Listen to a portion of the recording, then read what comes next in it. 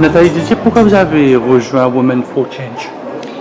En fait, ça a été quelque chose de très volontaire. Pour moi, c'était une évidence. Après des années que j'ai côtoyé les femmes, j'ai beaucoup travaillé sur le terrain, donc je me suis rendu compte que la femme a besoin d'empowerment. Très souvent, on parle d'émancipation de la femme, mais on ne se rend pas compte que c'est juste la forme. On ne connaît pas l'émancipation dans le fond. Et si on émancipe une femme, elle peut aller très loin. Et on sait très bien aussi que la femme, elle peut changer sa propre vie, mais elle peut aussi, peut-être pas changer, mais transformer la vie de sa famille. Et pour moi, c'était important d'être dans cet élan pour leur dire, voilà, ben, vous aussi, vous pouvez, et votre vie peut changer. Donc vous avez fait le lancement officiel aujourd'hui. Qu'est-ce que vous voulez que ce programme-là fasse pour la femme mauricienne? Je pense que la femme mauricienne a beaucoup de potentiel.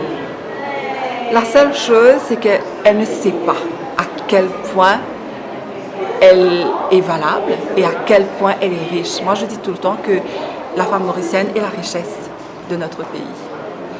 Et par contre, malheureusement, on est un petit peu toutes atteintes, et ça, je crois que c'est un phénomène mondial, atteinte du good girl syndrome. Donc, on a besoin qu'on nous dise, voilà, tu es bien, tu fais bien, alors que elle devrait le savoir déjà. Et je crois que ça commence, comment tout à l'heure son Excellence a dit, qu'il faut aller depuis grassroots et aussi les filles en bas âge. Il faut que ça commence dès petites. Un changement de mentalité alors?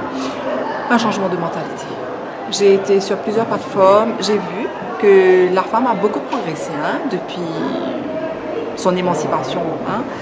Elle a beaucoup progressé, mais il y a encore du chemin à faire. Notamment d'être autonome, parce que parfois on sort du papa, on va au mari. Quand on parle de l'autonomie, très souvent on a tendance à associer l'autonomie aux finances. Je crois que l'autonomie c'est beaucoup plus large que ça. Il faut qu'elle soit autonome, bon, économiquement déjà, oui, mais autonome aussi socialement. Il faut qu'elle puisse se mettre debout dans les différentes sphères de sa vie. Donc il y a beaucoup de choses qui englobent l'autonomie. Qu'est-ce que vous devriez changer? Women for Change, qu'est-ce que vous voulez changer vous-même? Je pense que déjà il faut changer les hommes. Il faut changer la mentalité des hommes. Le jour que les hommes comprendront que les femmes, nous sommes ce que nous sommes, il faut nous accepter comme nous sommes, avec nos défauts, nos qualités. Et surtout, je pense que ça commencera un jour par l'émancipation des hommes. Donc c'est l'effet inverse que vous cherchez? Vous avez parlé au début de l'émancipation des femmes, là vous terminez avec « il faut émanciper les hommes ». Oui, parce que la femme, quand elle est émancipée, elle peut, ça se voit, elle apporte beaucoup de transformations.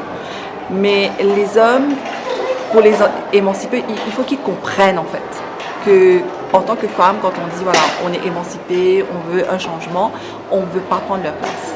On veut juste qu'on nous reconnaisse à notre juste valeur et qu'on est, ben voilà, on fait partie de. En fait, on est, si vous voulez, on est la moitié de l'humanité.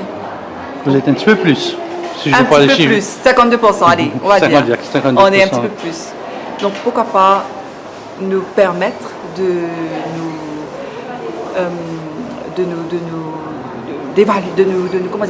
d'évoluer, de comprendre que voilà, ben, la femme, elle a des potentiels illimités et il faut qu'on arrive à capitaliser. Vous avez dit tout à l'heure qu'il y a 52% de femmes, 48% d'hommes. En grosso modo, on parle de Maurice, oui. On ne parle pas ailleurs. Pourquoi vous n'arrivez pas à imposer? Vous êtes en supériorité numérique, vous n'arrivez pas à imposer, alors qu'on a l'impression que c'est une petite minorité qui contrôle la majorité. Parce que je pense justement que la femme elle-même, elle ne s'impose pas. Elle est là, elle fait des choses bien.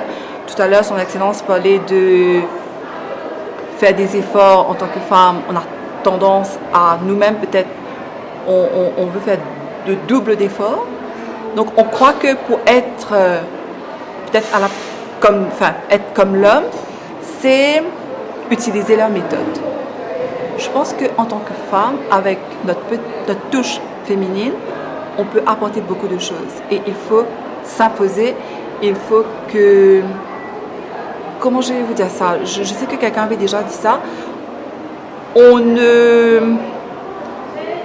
Quand on est sur, par exemple, une table de négociation, très souvent, on laisse la parole aux hommes, alors que nous aussi, on a des choses à dire. Et c'est ce manque de confiance qui fait que très souvent, instead of being